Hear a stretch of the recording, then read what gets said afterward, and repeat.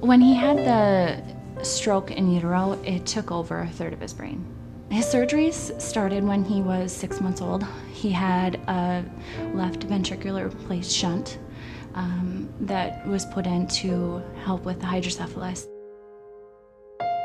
He developed meningitis on his shunt.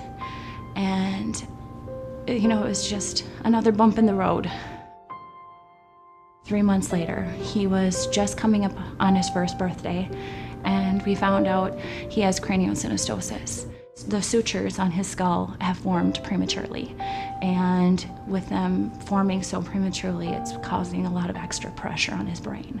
And if we don't open up everything, he's going to have significant brain damage. We really celebrated his first birthday party, and then shortly after he went in for surgery, they cut a ½ inch of bone from his ear across his head to the other ear, the top of his nose back to the middle of his head. After that surgery, he had done well for about 4 months, and then we had started seeing his eyes move again. He emergently had to go down and have a shunt redone. Shunts are prone to having problems throughout life. They can get plugged up with debris and fail, and Brady had had several shunt problems. When he was 18 months, he started walking. At that point in time, we were just ecstatic. But every surgery he had, he started regressing a little bit more. So he was saying words at his first birthday. By this time, he wasn't saying anything at all. And that's what really got scary, because at that point in time, it brought us back to right after he was born, and they said, we don't know what his quality of life will be.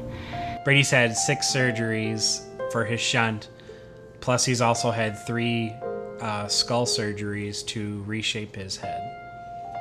It never gets easier.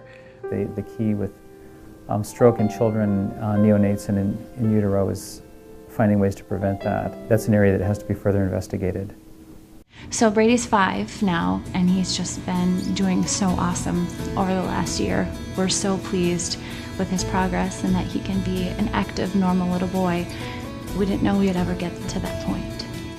The medical advancements and research, I don't know if we would be where we are right now with him.